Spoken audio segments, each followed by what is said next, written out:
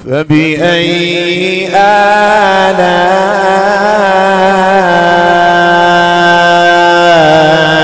ربكما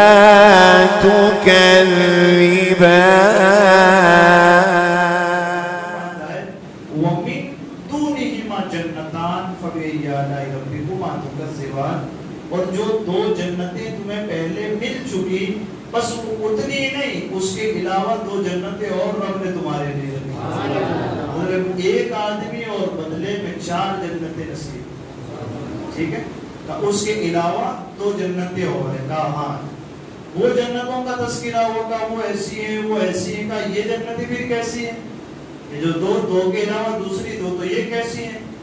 تو اس کا جواب دیا جاتا ہے مفسرین لکھتے ہیں کہ جن 2 جنتوں کا ذکر اوپر گزرا ان کے علاوہ 2 اور جنتیں ہیں مگر یہ دونوں پہلی جنت کے مقابلے میں پہلی جنت کے کمپیریزن میں مقابلے میں کم فضیلت کم درجہ رکھتی ہے مرتبے میں کم ہے جنتیں ہیں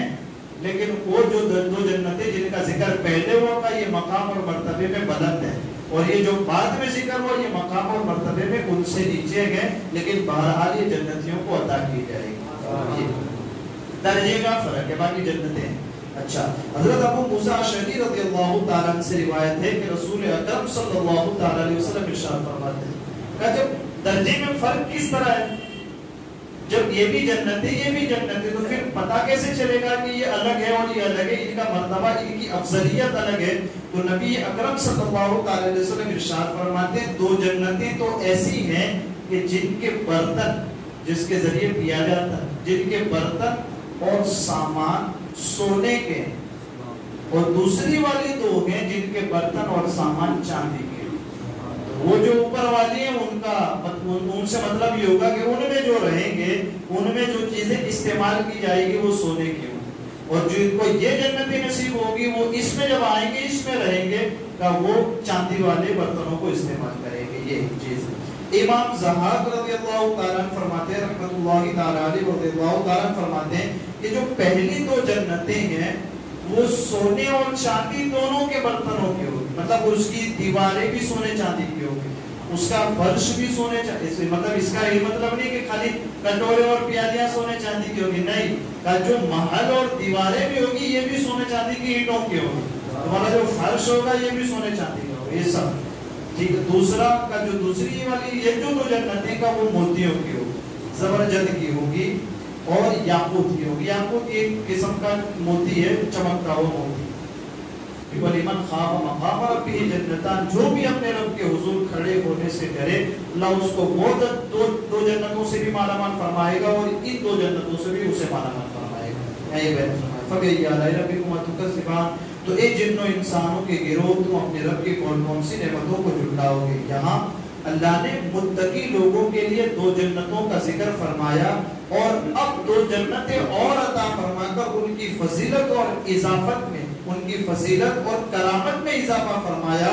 کہ 2 جنتوں کے ساتھ دوسری 2 جنتیں اور دی تو تم اپنے رب کے فضل اور کرامت کا انکار کیسے کر سکتے ہو تو رب کیسا نوازتا ہے کہ 2 جنتیں عطا فرما دی مل گئی اس کے باوجود پھر 2 جنتیں اور عطا فرمانے کا کیوں اس لیے کہ ہم نوازتے ہیں تو اسی طریقے سے نوازتے ہیں ہم کسی پر کرم کرتے ہیں تو اسی طرح کا کرم ہوتا ہے اس لیے آگے اب ان جنتوں کا بیان پھر آئے گا کہاں وہ جنتی کی اب جنتوں کا بیان کیسا مدہامتان فبأي آلاء ربكما تكذبان وہ دونوں جنتیں نہایت سبز درختوں کی وجہ سے سیاہی کی مانند جھلک رہی ان سے سیاہی جھلک رہی یعنی اس درخت کے پتے اتنے ہرے گے اور ہرے بھرے درختوں سے ایسی بھری ہوئی ہے کہ جب اس پر نگاہ ٹک جاتی ہے تو ایسا لگتا ہے کہ جیسے اس میں سے کالا پن نظر آتا ہے سیاہی اس آیت میں ان جنتوں کا وصف بیان کیا جا رہا ہے کہ ان درختوں کے پتے اتنے سبز ہیں اتنے گرین ہیں کہ جب ان کو دیکھا جاتا ہے تو وہ ایسے لگتے ہیں کہ ان سے سیاہی جھلک رہی ہو سیاہی بہ رہی ہو یہ انتہائی خوشنما رنگ ہے اب یہاں ایک اور وضاحت بھی آتی ہے نبی اکرم صلی اللہ علیہ وسلم ارشاد فرماتے ہیں سبز رنگ کی طرف دیکھنے سے گرین کلر کی طرف دیکھنے سے آنکھوں کی بصارت میں اضافہ ہوتا ہے روشنی میں اضافہ ہوتا ہے. تو جس کی آنکھوں کی بینائی کمزور ہو گئی ہو ان کے لیے بھی یہ حکم ہے کہ وہ گرین کلر کو دیکھا کریں. یہ نبی اکرم سرکار صلی اللہ علیہ وسلم کا فرمان ہے کہ وہ یہ دیکھیں گے تو اللہ اس کے سبب ان کی بصارت میں اضافہ فرمائے گا. تو یہ جن و انسانوں کے گروہ اللہ تعالیٰ نے تمہارے لیے سبز جنتیں بنائی کیونکہ سبز رنگ کی طرف دیکھنے سے بصارت میں اضافہ ہوتا ہے. تو تم اس کی وحدانیت کا انکار کس طرح کر سکتے ہو اور ہم اور آپ اللہ کی نعمتوں کا انکار یا اللہ کی نعمتوں کو کس طرح جھٹلا سکتے ہیں. اللہ تعالیٰ ہم سب کو ان نعمتوں سے مالا مال فرمائے اور ان جنتوں میں رہنا ہمیں نصیب فرمائے. ہمارے کہنے میں آپ کے سننے میں عمدن سہون میں خطا بھی ہو. اللہ عز و جل اپنے حبیب کے صدقے اسے معاف فرمائے. استغفر اللہ ربی من کل ذنب واتوب الیہ وصلی اللہ تعالی علی خیر